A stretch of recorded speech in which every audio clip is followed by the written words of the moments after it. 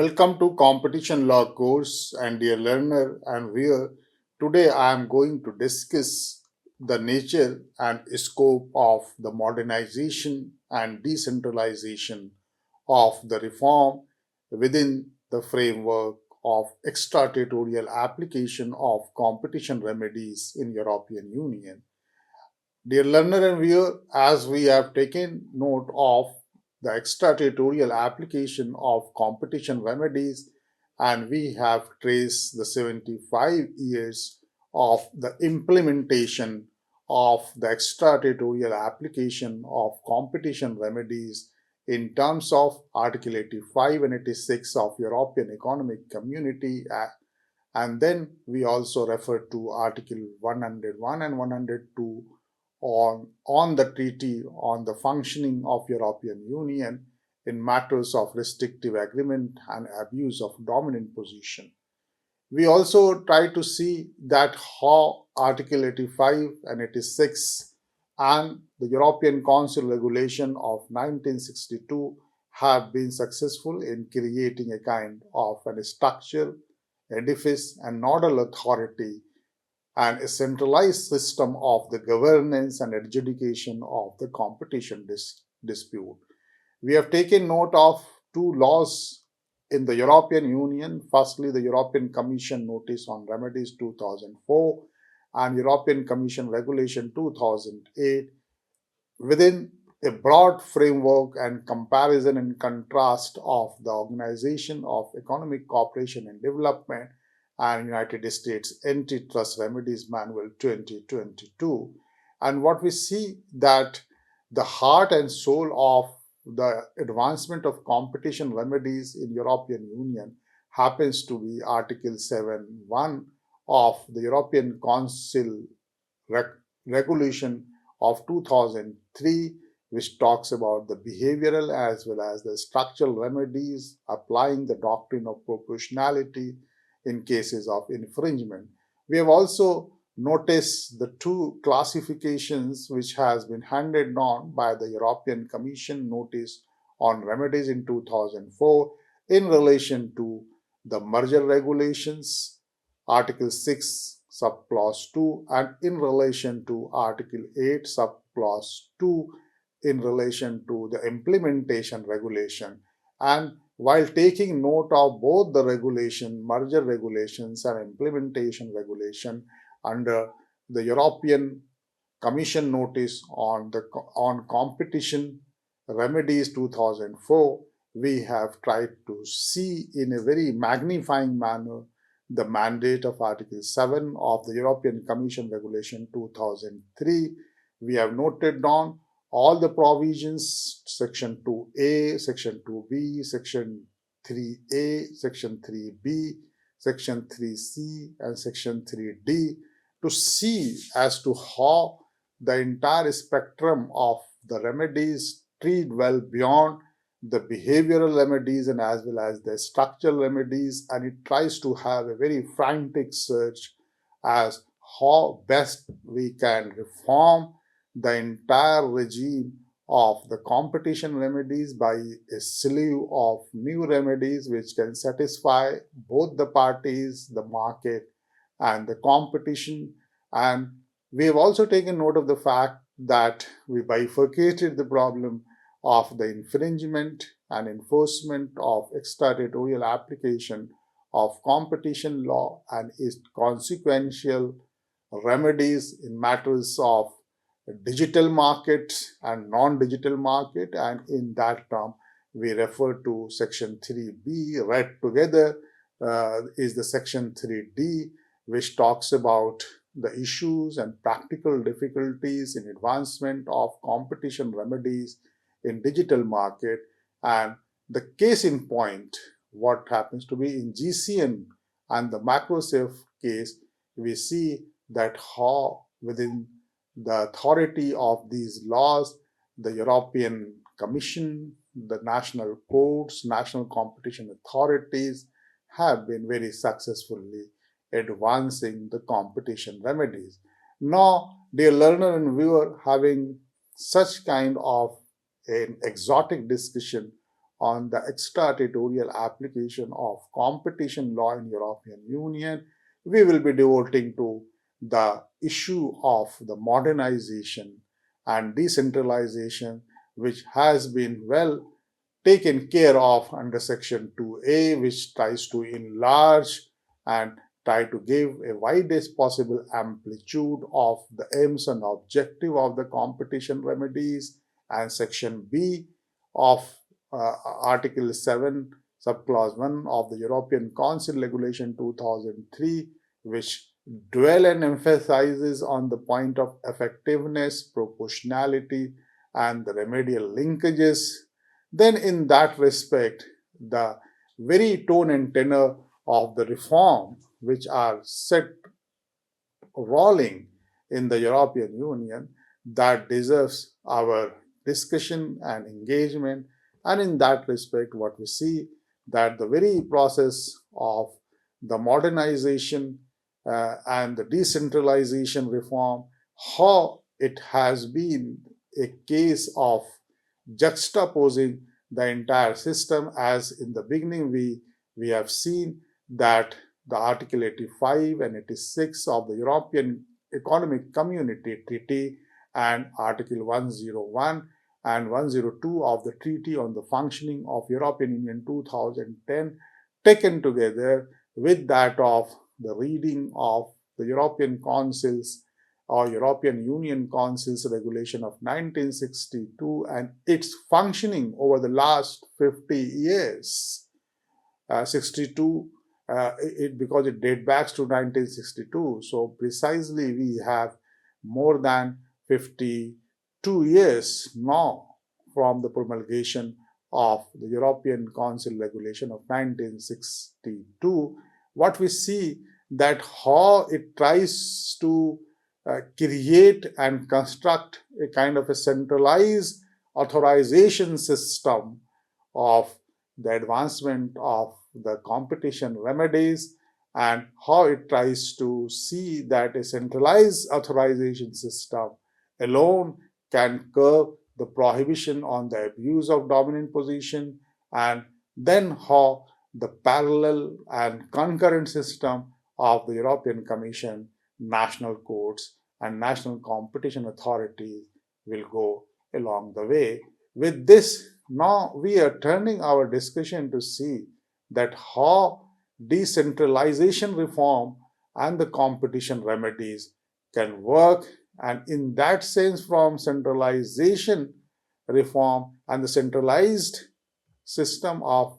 the competition remedy, once we are moving to decentralization reform of the competition remedy, that has to be seen very critically, because the 75 years of working of the European competition law have seen many ups and downs and many vicissitudes, and that has to be captured in any kind of a discussion on the extraterritorial application of competition law and the competition remedies issue in the European Union. What we see now that when we talk of the decentralization reform, then we probably try to see that the entire decentralization reform was aimed at addressing two main deficiencies of the old system, which have been encompassed in the European Council regulation of 1962. And what are two main deficiencies of the old system that deserves a kind of an analysis? What we see that the Commission's monopoly on the application of Article 101, Subclause 3, which identified as a significant obstacle to the effective application of rules by national competition authorities and courts. So, the inherent deficiencies of Article 101 of the Treaty on the Functioning of the Competition in European Union, TEFU, uh, Article 101, subclause, through the inherent deficiency happens to create, has been identified over the working of the last 50 years, and then identification of the inherent deficiencies of Article 101 subclause 3 led us and paved the way for a kind of a realization that there happens to be significant obstacles to the effective application of the competition rule by the national competition authorities and as well as the competent courts of law. Therefore, what we have to do out of to come out of this impasse, that is a question that we have to exercise burden on the undertaking, which is related to the increased compliance cost. And then what we have realized that not only it is creating an excessive burden on the undertaking, not only it is going to have the more and an spiraling compliance cost, but it also happens to be the case of that the enforcement of the competition remedies and the sense of the possibility of enforcement of the competition remedies and the impossibility of the enforcement of their agreement without prior notification happens to be is the another dimension which is well reflected by the application of Article 103. And in that respect, we have to see that how by granting national competition authorities and national courts the authority to apply Article 101 and 102 of the functioning of the competition in the European Union Treaty of 2010 in the entirety, taken as a whole, and then the European Council regulation of 2003 reinforced, in fact, a kind of an antitrust enforcement system which created a possibility for the Commission to focus its effort on the detection of most serious competition law infringement. So it is only the European Council regulation of 2003 vis-a-vis the application of Article 101 and 102, as we have seen in the case of Article 107, Article 7, subclause 1 of the regulation, and then we have seen Section 3A, 2A, 2B, 2C, 3A, 3B, and 3D. Taken as a whole, the entire perusal of the law, what we see that the entire European Union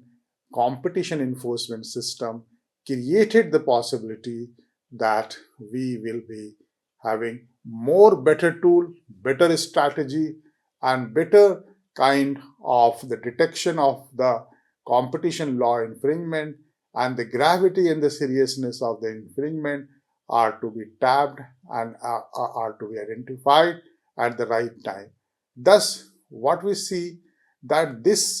decentralization of competencies have combined with the expansion of the Commission's power of investigation, both happens to aimed at the ultimate objective of achieving more efficient protection of competition in the European Union, as mentioned under the explanatory memorandum to proposal to Council regulation on the implementation of the rules on competition, which has been laid down under Article 81 and 82 of the Treaty and Amending Regulation of number 107, 1007 and 2988 and 4056, and final sets that the sleeve of the treaty which led to the amendment of the European Economic Council, which has been heralded, then we find that the series and the sleeve of the amending regulation have tried to fill the desideratum and the gap which were perceived in the centralized system, and how a decentralized system which happens to be full of competencies and by expansion of the European Commission's power of the investigation have resulted in a more efficient protection of the competition in the European Union. And this way, we have to see all successive modifications and amendments which has been brought to the fore by the strength of Article 81 and 82 of the Treaty of Rome, and then the Treaty on the European Council Treaty. Then we have to see that the relative merits, demerits, relative advantage and disadvantage of a centralized system of advancement of competition remedies, which has been built upon under the European Council Regulation of 1962, and its functioning in the last 52 years, how it has ultimately paved the way for an effective regulatory amendments and modifications to create a decentralization, reform, and advancement of competition remedies. With this, we'll be in a better position to understand that how European Commission regulation marked 2003 and its functioning since the last 21 years in matters of antitrust enforcement in the system of European Union has has undergone to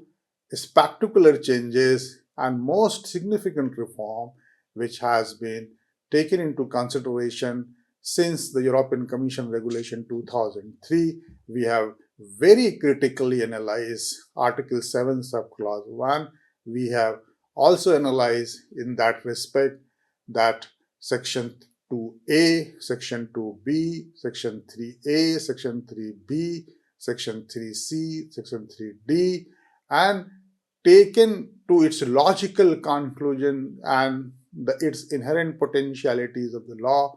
one side, the practical difficulties on the other side, and taking the creative reform in the competition remedies in the middle path, then what we see that there is a need to redesigning of the competition remedies,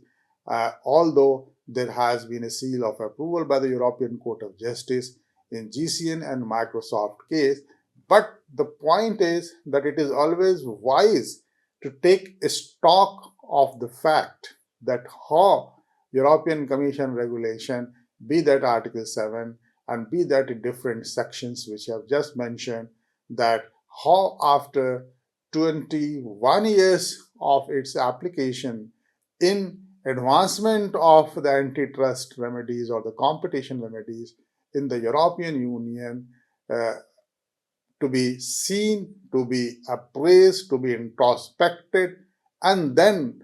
in prospect we can see that what can be the major agenda of the modernization of the competition enforcement or the competition remedies in times to come. And in this aspect, what we see that the decentralization reform, which has been introduced in 1962 European Council regulation, has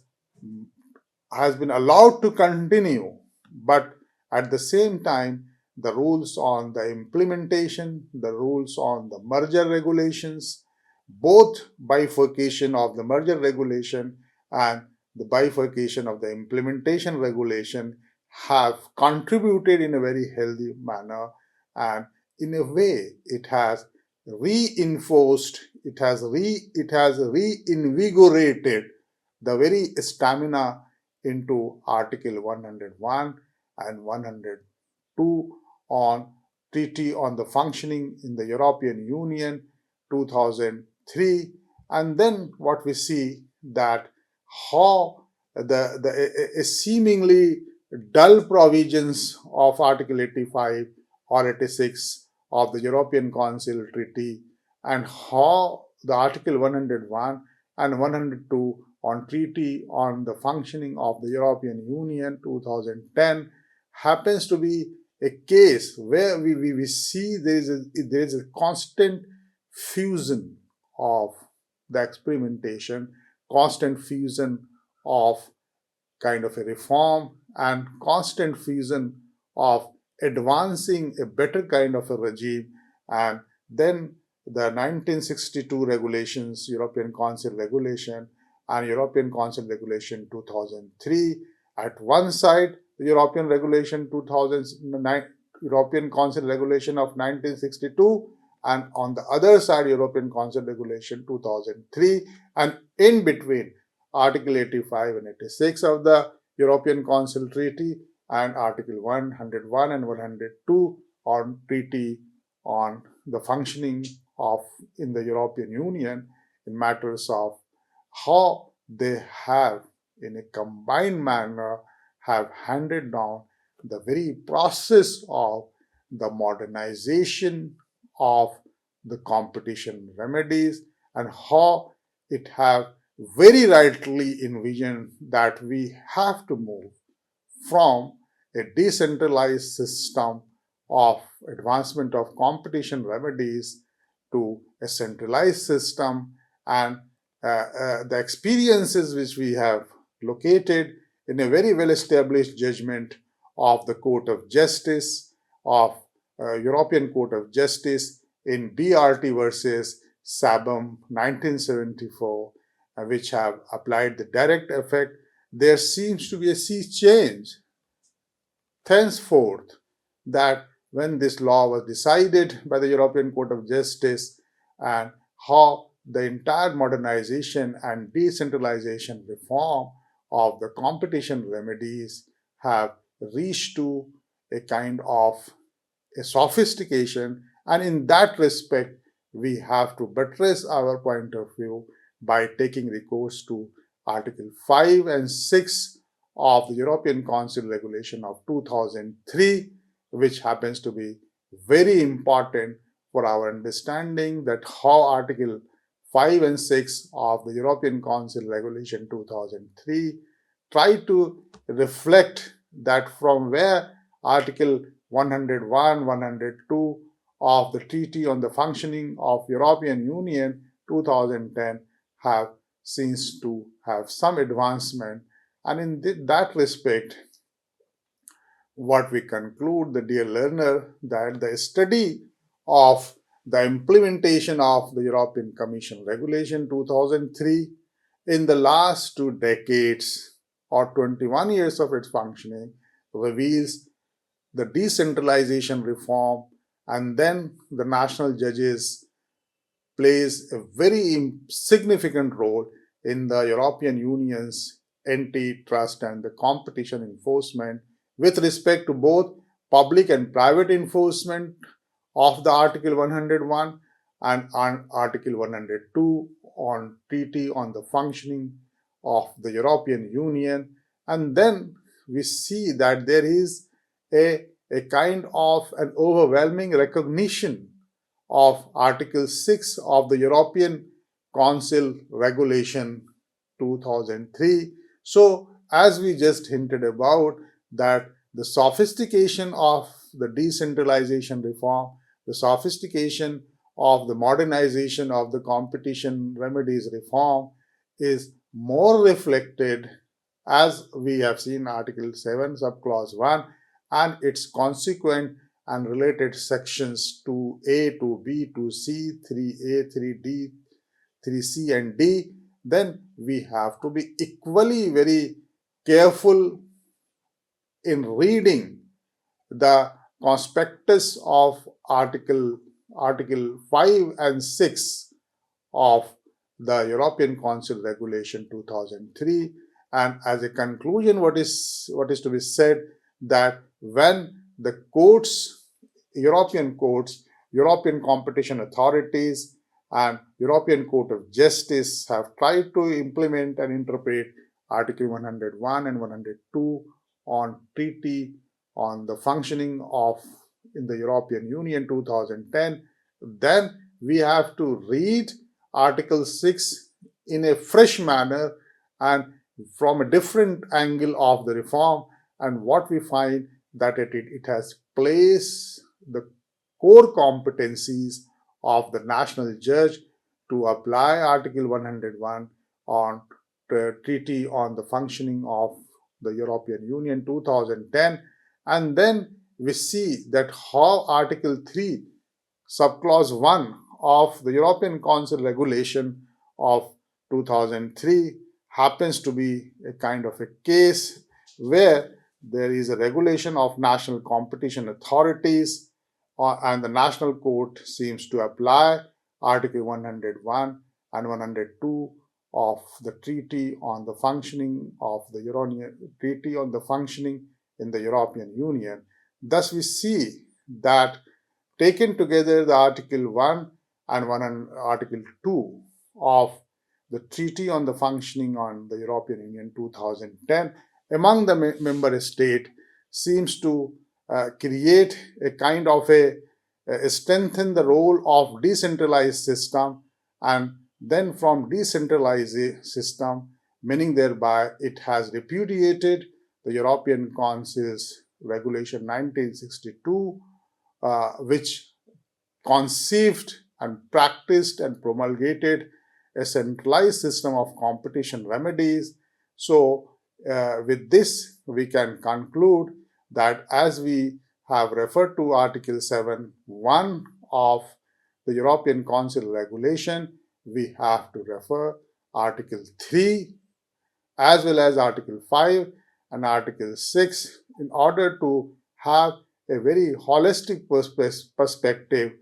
to really reflect as to how the extraterritorial application of competition law and the competition remedies in European Union have switched over from a centralized system to decentralized system of advancement of competition remedies and enforcement of the competition remedies, and along with it has also created a dent of modernization of the competition remedies and its enforcement in European Union on the strength of European Council Regulation 2003, especially Article 3, Article 5, and Article 6, along with Article 7, with that of Article 101, 102 of the Treaty on the Functioning of European Union, and Article 85 and 86 of European Economic Community Treaty. With this, the dear learner, I hope that we have covered all the aspect of the application of extraterritorial application of competition remedies in European Union. Thank you. Have a happy learning.